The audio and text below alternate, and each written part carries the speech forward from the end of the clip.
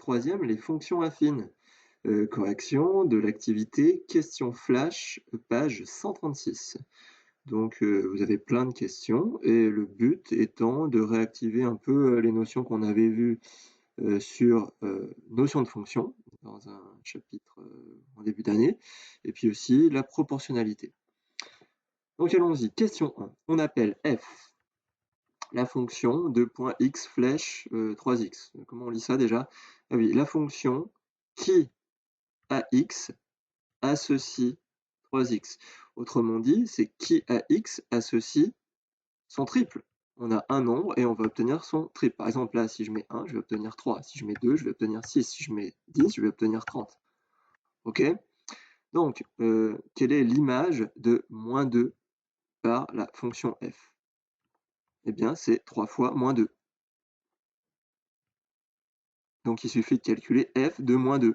Et donc, on remplace x par moins 2, sans oublier les parenthèses, et on obtient moins 6. Sauf que c'était une question. Quelle est l'image de moins 2? Là, vous n'avez pas vraiment répondu à la question, vous avez calculé f de moins 2. Ce qui, somme toute, revient au même, mais on va faire une phrase. Donc, la question, c'était quelle est l'image de moins 2 par la fonction f? Réponse. L'image de moins 2 par la fonction f est 6. Question B. Donner un antécédent de la fonction de 12 par la fonction f. Donc, je vous rappelle que quand vous avez votre flèche comme ceci, après la flèche, c'est toujours les images. Et donc, avant la flèche, c'est toujours les antécédents. Donc, 12, c'est quoi? 12, c'est une image. Et donc, on cherche qu'est-ce qui donne 12? C'est-à-dire, quel est le nombre dont le triple est 12? Super dur. Alors, des fois, c'est beaucoup plus compliqué, mais là, vous comprenez bien que comme là, on cherchait l'image de moins 2, on a multiplié par 3, hein, parce que à x, à l'antécédent, on associe l'image qui est 3 fois x, c'est-à-dire le triple du nombre. Donc là, on a obtenu 12. Qu'est-ce qui multiplié par 3 donne 12? Ben, c'est 4, évidemment. Donc si x est un antécédent de 12, alors 3x égale 12, donc x égale 4. 12 n'a qu'un seul antécédent par la fonction f de point 4. Oui, alors ça, c'est pas la peine de le dire. C'est pas faux, mais c'est pas demandé. Donc il suffit de dire que l'antécédent, c'est 4. Et il y a différents moyens de le faire. Je trouve que c'est un peu trop long, ça. On aurait pu faire beaucoup plus vite, hein. Alors il y a deux manières de faire. Soit vous écrivez f de 4 égale 4 fois 3. Je vais l'écrire. Soit vous écrivez f de 4 égale 4 fois 3 égale 12 et vous concluez donc l'antécédent de 12 par f est 4. Ou alors, autre manière de faire, ce qu'on avait vu avant, hein. On cherche,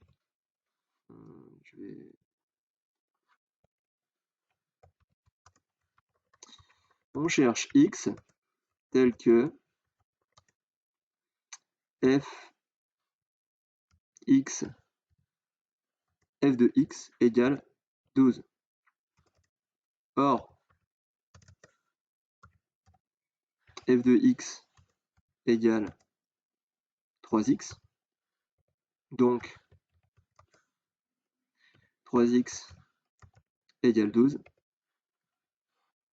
Ça s'appelle une équation. Donc, x égale 12 divisé par 3. Ce qui nous donne donc x égale 4.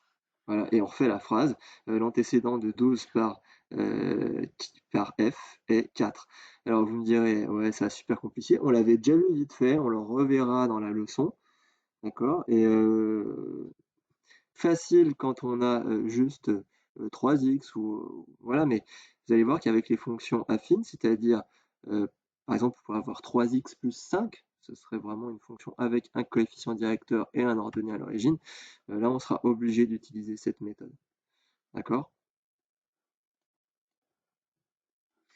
Question 2. Parmi les tableaux suivants, lesquels sont des tableaux de proportionnalité? Alors, il y a plein de méthodes pour faire ça.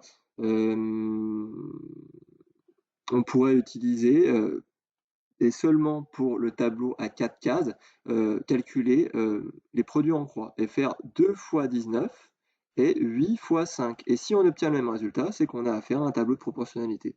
Si on n'obtient pas le même résultat, ce n'est pas un tableau de proportionnalité. Après, il y a plein d'autres méthodes. Par exemple, là où on a 3 colonnes, moi ce que je vous conseille de faire, c'est la deuxième valeur divisée par la première.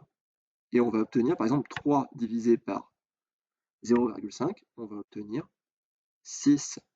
12 divisé par 2, on obtient 6 aussi, et 36 divisé par 6, on obtient encore 6. Donc si à chaque fois qu'on fait la deuxième valeur par celle de la première ligne, la valeur de la deuxième ligne par celle de la première, la valeur de la deuxième ligne par celle de la première, programme de quatrième revu en début d'année, eh bien c'est qu'on a bien un tableau de proportionnalité. Si une seule fois, on ne trouve pas le même résultat, c'est que c'est faux. Alors après, il y a d'autres façons de faire aussi. On peut dire, tiens, pour passer de moins 1 à 4, il suffit de multiplier par moins 4. Et puis là, je fais 0 fois moins 4, ça fait bien 0. Et puis 2 fois moins 4, ça fait bien moins 8. Donc c'est bien un tableau de proportionnalité. OK? On va voir la proposition qu'ils nous ont fait dans le corrigé. Donc pour le A, ce serait peut-être bien d'avoir le truc. Tac. Donc pour le tableau A, qu'est-ce qu'on nous dit? On nous dit 2 fois 4, 8, mais 5 fois 4, ça fait pas 19. Donc ce n'est pas un tableau de proportionnalité. Faut pas écrire ce n'est pas proportionnel. Là, on vous dit est-ce que c'est un tableau de proportionnalité? Il n'y a rien de proportionnel. Là, c'est les nombres qui sont proportionnels entre eux par rapport à leur place dans le tableau. Donc, par exemple, on peut dire qu'un prix est proportionnel à la masse, et on dira c'est proportionnel, même si en fait dire c'est proportionnel, c'est pas très français, et en soi, ça veut rien dire. Mais là, il faut vraiment dire ce n'est pas un tableau de proportionnalité. Ok, donc là, on a vu la méthode avec un contre-exemple, c'est-à-dire on fait ça, on se dit tiens, pour passer à 8, il faut multiplier par 4. Or là, si je multiplie aussi par 4, on n'obtient pas 8, on n'obtient pas 20, on obtient 19, donc c'est faux. Ok. Pour le deuxième, donc là, la méthode de base, donc la valeur du bas multipliée par la valeur du haut, donc ça me fait 6, là aussi, on obtient toujours 6, donc c'est bien un tableau de proportionnalité. Ok, et pour le C, autre méthode, pour passer de moins 4 à 4, on a multiplié par moins 4. Alors vous allez me dire comment on le trouve. Eh bien 4 divisé par moins 1, comme on a fait avant. Ça aurait pu très bien marcher aussi, hein. D'accord? Là, on a vu 3 méthodes, les 3 méthodes fonctionnent. Donc là, on obtient aussi on obtient 0, on obtient moins 8 en multipliant les valeurs du haut de la première ligne par le même nombre, moins 4, donc on a bien un tableau de proportionnalité.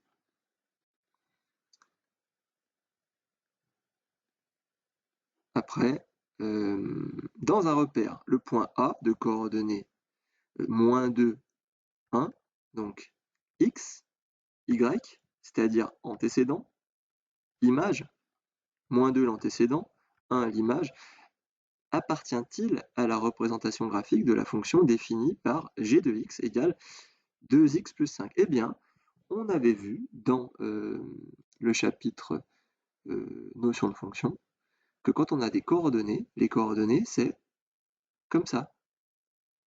On a l'antécédent et on a l'image. Donc, en fait, il suffit de remplacer moins 2 dans g de x, parce que moins 2, c'est x égale moins 2, donc y égale 1. Et bien, si ça appartient à la fonction, on va avoir g de moins 2 qui devrait être égal à 1. Et donc, c'est ce qu'il faut vérifier. Je répète, si le point A de coordonnées x moins 2 en abscisse, donc en antécédent, et 1 en y, donc en ordonnée, donc en image, eh bien, si c'est vérifié par la formule g de x égale 2x plus 5, en remplaçant x par moins 2, Eh bien, c'est que le point appartient bien à la fonction, à la représentation graphique de la fonction. 2 fois, entre parenthèses, moins 2, plus 5, ça nous donne moins 4 plus 5, ce qui fait bien 1. Donc, le point appartient bien à la représentation graphique. Regardons comment ils ont fait ça. Donc, c'est exactement pareil. Vous voyez, on remplace, on calcule g de moins 2, on obtient bien 1. Donc là, on a moins 2, c'est l'abscisse du point A. On a y, c'est l'ordonnée du point A. Donc, le point appartient bien. Alors, il ne faut pas dire à la droite, mais c'est à la... Alors oui, c'est une droite, mais c'est d'abord la représentation graphique de la fonction g. Alors, question 4. Dans un circuit électrique, on a représenté la tension électrique U en ordonnée, c'est les volts, d'accord, aux bornes donc d'un générateur en fonction de l'intensité du courant I en ampères sur l'axe des abscisses. Et voici le tracé de la variation de la tension en fonction de l'intensité. En fait, normalement, c'est peut-être plus le contraire. Enfin bon, c'est pas grave. J'en sais rien. Quelle est la tension si l'intensité I vaut 5? Donc on cherche U, on cherche l'axe des ordonnées, donc on cherche des abscisses, si des ordonnées, pardonnez-moi, donc on cherche une image. Donc, eh bien, on prend sa règle, et puis on va se servir du graphique pour faire une lecture. Donc on part de 5 ampères, voilà, on intercepte la droite, et là on va aller lire la valeur ici, et on trouve 6. Donc par la lecture graphique, pour I égale 5 ampères, U égale 6 ampères. Faire une phrase réponse. L'intensité vaut 5 ampères, la tension vaut 6 volts. Ok, 6 volts. Quelle est l'intensité? Donc là, c'est le chemin inverse. On cherche l'intensité. C'est une recherche d'antécédent. Si U vaut 12. Donc, on part de 12, ici. Hop, on intercepte la droite. Et on va descendre. Pour aller lire l'ordonnée, on lit 2 ampères. Phrase réponse. Si la tension vaut 12 volts, l'intensité vaut 2 ampères. Voilà.